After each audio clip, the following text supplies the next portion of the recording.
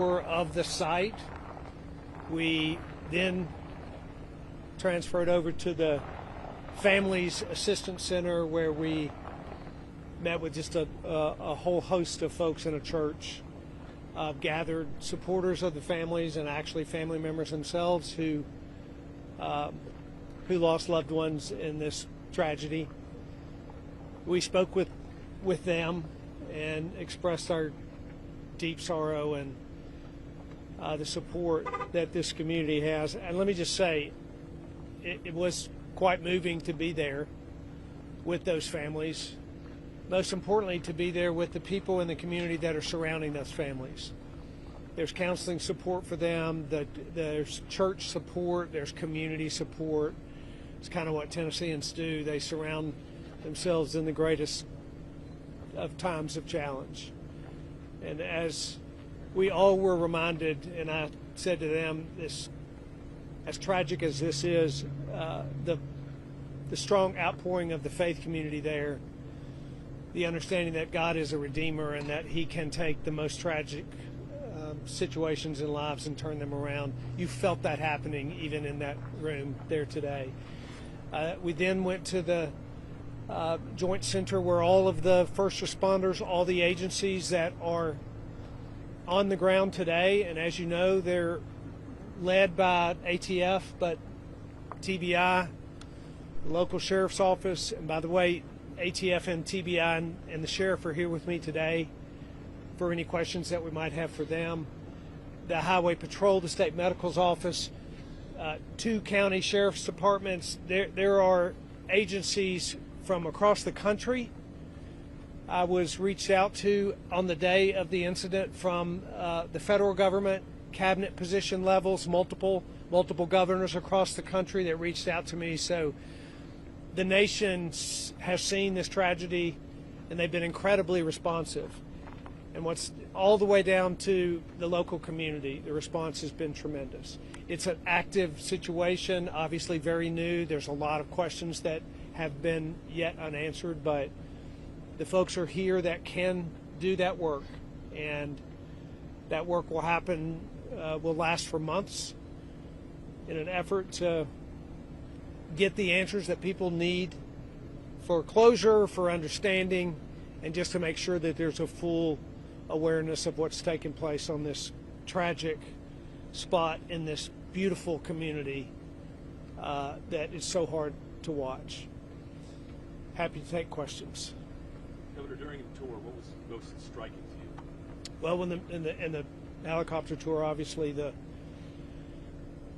fact that where there was a full functioning facility, there's virtually nothing. That this magnitude of the blast was felt 20 and 30 miles away. There's indication from the professionals on the ground that hundreds of miles away there were seismic recordings of this blast. It was a terrific blast, but the magnitude of that it's devastating to see. I actually toured this facility 5 years ago, and with the employees. They had a jobs announcement, they had an expansion, and so we were here 5 years ago, and to fly over it today and see that, very heartbreaking. Governor Lee, there was an incident in 2014, another deadly explosion here, and then here we are today. Were you made of any red flags about this company prior to this incident? Well, my understanding is that incident in 2014 was a different company that no longer operated in this facility, so my understanding is that that's completely unrelated to this facility, to this company. Do you want to see changes made again here now after all of this? Because I know there are tons of companies that work here out of this place, and the military as well is relying on things. So where do you have a hand in all of that in decision making? I mean, I think that we always want to make sure that facilities in the state are operating safely, and OSHA is one of the agencies that's responsible for that. So there will be investigations to see just what happened. I think it's early, right? We don't know what happened. No one knows what could have caused this or why it might have been caused, and that's exactly what's happening here on the ground today is to get an understanding really of what's happened. Governor, can you share more about some of the conversations you've had with families of the victims and just kind of how they're feeling? You know, it was very somber in there in the church. Tears and stunned silence, quite frankly, from most of them in a situation of real grief.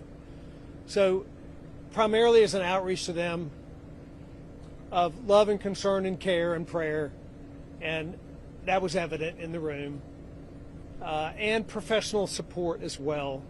Really, the sheriffs got up and spoke, the county mayor got up and spoke, I spoke, really to just say, if there's anything that you all need in this community, we want to be here to help you. And we really know that the greatest help comes from those people that are actually sitting around them, holding their hands. But it would be as you would expect. Their loved ones were here a couple days ago and they're gone today. And there's a lot of heartache with that. But it was also, as I said, really encouraging to see the outpouring from the community, and I suspect we'll see a lot of healing over the next few months. Governor Lee, this company back in 2019 had multiple OSHA violations.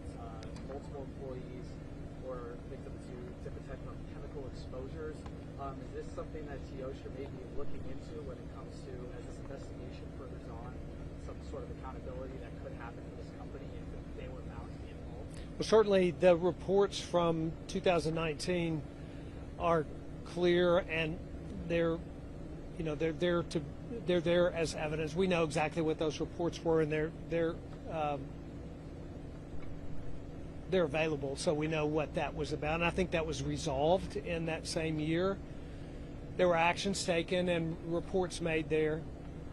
So that's what happens in workplace, where there's a workplace incident. They're reported, they're investigated, citations are made or not made. There's a full reporting and accountability of that, and that occurred those 5 years ago. I'm not aware of any other incidents from that point forward, but that'll all be part of this investigation, is just more fully understanding what happened. And then tailing off of the last question, what type of resources are out there for the families of these victims? I mean, we're talking 16 families at this point.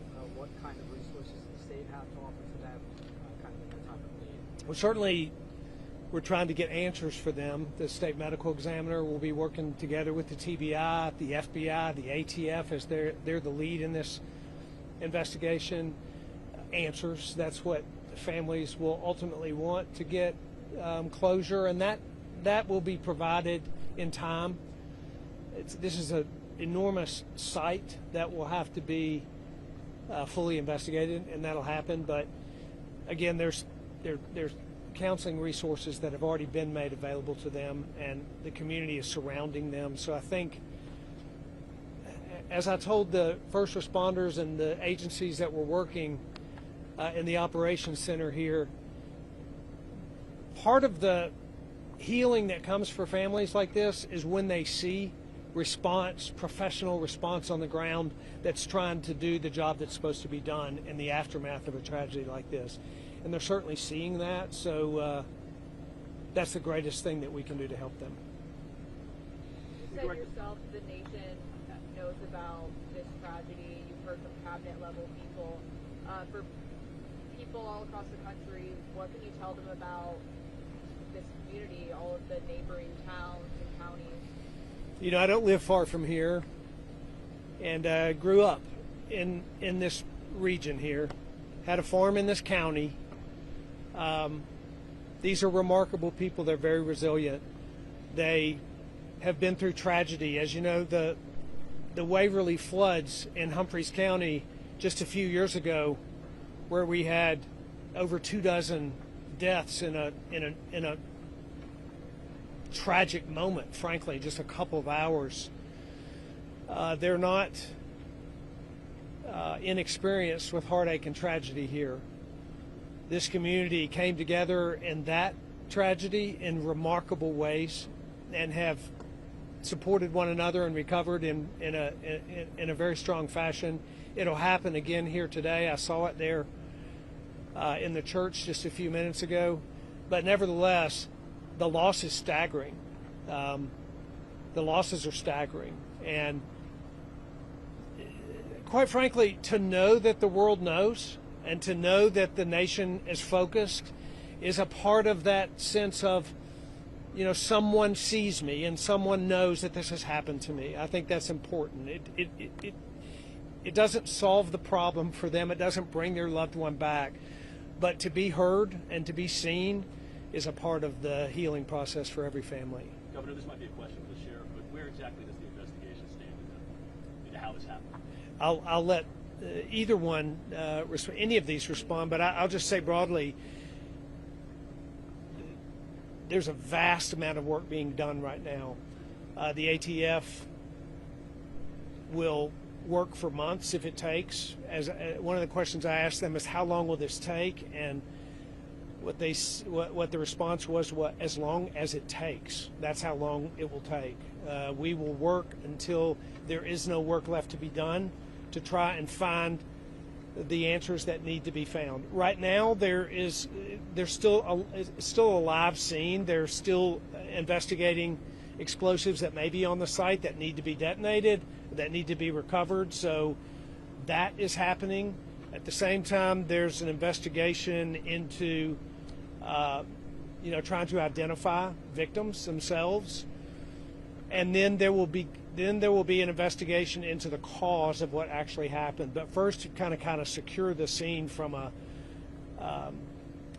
live standpoint, and then from a victim standpoint, and then you move to solutions. Anyone want to add to that? Thank you, Governor. As the governor mentioned, it's going to take some time. Last night in the sheriff's press conference, I stressed patience within the community. Where it goes from here is, of course, we are in day 2 of the National Response Team being on the ground. They are doing their walkthroughs right now, and then they will begin to process the scene. Once they have left, whether it's weeks or months, we do have more work to do on the back end, which is the laboratory work, the origin and cause reports. We want to deliver a methodical and complete report to the community, to the citizens of Humphreys and Hickman County, on what happened to their loved ones. So again, I won't speculate even on how long it will take. I'm going to echo the governor. It will take as long as it takes for us to get the answers that this community deserves. So right now, we're still clearing out hazardous materials.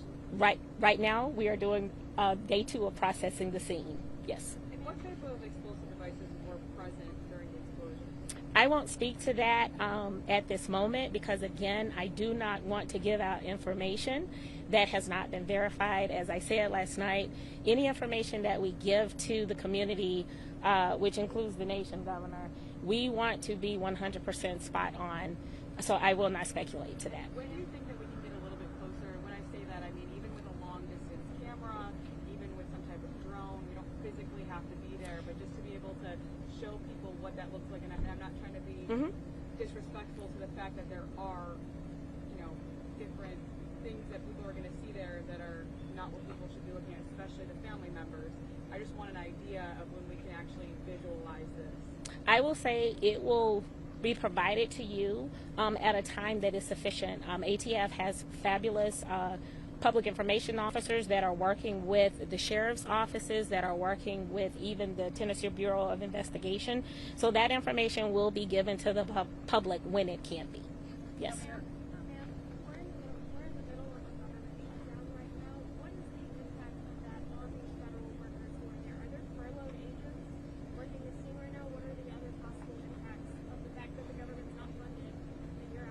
What we have are dedicated special agents, chemists, intelligence research specialists, public servants participating in this. Just because we are in fact in a government shutdown, that does not release any of these dedicated professionals from showing up and again providing answers to this community on what happened to their loved ones. Are they getting paid while they're doing that work? Again, we are dedicated to working out there, and we will be there. Again, government shutdown irrelevant. We know that there were some victims who were at the hospitals and they got treated and released. They had minor injuries. how important are these individuals when it comes to finding out what exactly led to this situation? Are they an important part of this investigation for you guys? Everything is important. Those are leads that they provide to us, and Sheriff, I think you can speak to that as well. All information that we can receive is extremely important because it paints the full picture of what happened out there. No one that is standing here right now was there when it happened. So any information that we can receive, whether it's from witness interviews or evidence that we collect, I know the sheriff had mentioned people who were calling in things that may have debris on their properties. All of that is important. And I've heard you, Sheriff. Are there any lingering public health concerns related to chemicals that were involved in the explosion, or any additional precautions the broader community should be taking at this moment? Yeah. That is one of the part of the investigation that is minute by minute. They're constantly doing evaluations of the site, and I give you my word that at the moment that we feel that there's any kind of danger to our immediately surrounding area or anywhere else, we're going to push that out and we're going to get you notified so you can help us get that word out as well. As far as the investigation, I never want us to put words in ATF's mouth, but again, it's them being on a government shutdown. I can tell you from the folks that I've talked to, it don't matter. I really think that they would be here on their own time if they had to be, because of who we're working for and why we're working and why we're here. I honestly can say that. I've talked to a lot of those folks. I've talked to these guys. They are giving every ounce of the energy that they can. The job that they are doing is very, very, very physically demanding because of the equipment, the gear that they're wearing. And it's right now, we're like I said yesterday, we're at a snail's pace. And as long as we're going to do that, we're doing that slow, methodical clearing of this. I can assure you, the governor, Director Rouse, ATF, we've got the assets, whatever assets that we feel that we come across, whether it's for our people, whether it's for the investigation, they're allowing that to happen. And they're going to allow that to continue to happen because of who we're working for. And that's our communities and these victims. And I can't say enough about all of the outflow from our communities. My phone is blown up from water, from food. And I really appreciate y'all putting that kind of thing out there. You had said something earlier about a timeline. I can tell you at a local timeline, I'm working on 2 weeks. I'm already starting to prepare things for 2 weeks from now. And and the reason I wanted to tell you that and address that is because that's how slow and methodical, and these guys are giving their very best and utmost effort to do and find some of the answers to some of the questions that we have. So I can assure you that that's going to be a timely thing. Yes, ma'am. Can I ask a favor? When I ask y'all or look at you, ask a question, could y'all tell me your name, please? Sheriff Kathy Park with NBC. You talked about how unstable the grounds are right now. Can you talk to us about the techniques, the technology perhaps that's being used? Are individuals actually going there, or is it robots or drones? May I defer that to ATF, sir? Sure. Yes, ma'am. So the Sheriff's Department actually has a drone tethered, so they put that up yesterday so we could kind of get an idea of hotspots that are in the area. And then our team is actually physically on the ground. Yesterday there was a collaboration of bomb technicians from TBI, from ATF, from FBI, and other surrounding counties. Everybody was here working, and they were going in a very slow and methodical way, one step at a time, to identify if there was explosive material that had been kicked out from the initial blast, and they were working to remove that from the site so we can continue our operations. We got time for one more, guys. Hickman County Times, Dave Campbell. Just have a question about, is there any, I know names still might be withheld for a little bit, but is there any kind of sense of how we can understand, how many from each county and which counties they're from are impacted? I've started a GoFundMe, and I'd like to know how to get that too. If you may, would you mind reaching out to Sheriff Kraft in that? Not that we're trying to hide anything. It's the fact that I want to carry that back to the command post and be able to get that information and us collectively as a group, because because of the investigation, I want to make sure that we're not doing anything and that we're all together on that before I speak to that. One thing that I would like to say real quick, forgive me, I'd like to let Director Roush explain something that is very intriguing, and not intriguing, but very intertwined in this investigation. Yeah, David Roush, Director, Tennessee Bureau of Investigation. So we are currently, and as a matter of fact, just started the second set of the process of identifying remains. And so the first part was getting standards from family members. And so that we'll be able to do some comparisons with DNA. We're using the newest technology, rapid DNA, here on site. And so as remains are brought to us, we will be testing those to do matches so that we're able to identify individuals and provide those answers to the families waiting for those answers. And so it's a big piece of what our team is doing. We're assisting ATF with interviews right now, and then as was mentioned, we have our technologies here as well, assisting on mapping scenes and working with the explosive team that's on the ground, making sure things are safe. So we are confident in that 16 number. We are confident in the 16 number. All right, guys, yes. that's all we're going to have time for. Thank you. Thank you. Thank you. Governor, thank you. Appreciate y'all. Thank y'all. As I've said earlier, we're in that real slow down method. I really appreciate y'all taking the time, being patient with us, because we're at a snail's pace right now. And it's just a very, okay.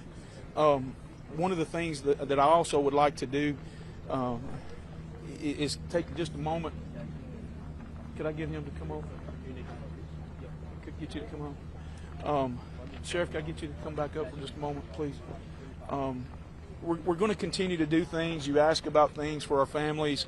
And I want to continue or echo what the governor said, but our families are reaching out to us, or reaching out to our local governments, our county execs on both sides.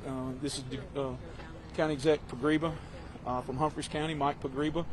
And, we've talked about all these assets and stuff coming in, but at the local level, we have things that we're working on too. And I'm very appreciative of Mike being able to do the things that he's done to support us. And I think he wants to say something as well. Hi, I just simply wanted to express my heartfelt condolences for the departed souls, and especially for the families and the loved ones and the co-workers that were extended family with these people. I also want to thank all of the state, federal, and local departments that have worked tirelessly around the clock sorting this out. All of the volunteers, the EMS, the fire departments, the local law enforcement, and just folks from across the country that have stepped forward to help our small community out. And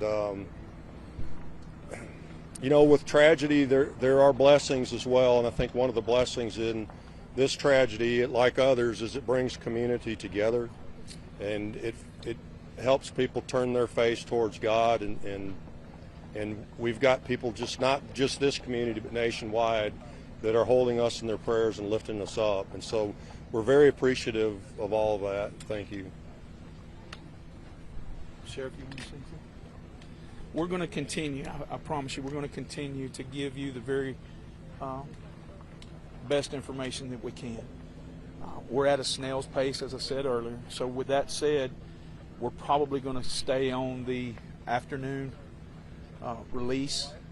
We're starting operations in the morning, back in the morning about 8 o'clock. We're sort of kind of depending on as we finish up today on some of that, so we're a little bit touch and go on that. But as we go, you don't forget to please push out the fact of things going in the area that we may hear some. It's possible you might hear an explosion during the day, because as we're coming across some of this ordnance, as we talked earlier this morning, that we're going to be disposing of it and making things safe as soon as possible. So with that said, I appreciate you each and every one, and if you have any questions, please feel free to. Anybody got any questions now if they want to ask anything? Yes, sir. I know Director Roush said they're working on identifying bodies. I know it might be hard to hear because I want to wrap us up before that takes off. It'll take a minute, but go ahead. Do you know how long it would take the PBI to identify remains? You're talking about some new technology that I don't know about, so I can't answer that. Not that I'm avoiding it, I just don't know about it. Had one here. Somebody had a question. Last one. I was going to say, do you know how long the possible threat from explosions happening might last? Is there any kind of timeline on that? No, sir, not at all. Last one. I appreciate y'all again. Thank you very much. God bless y'all. Thank you.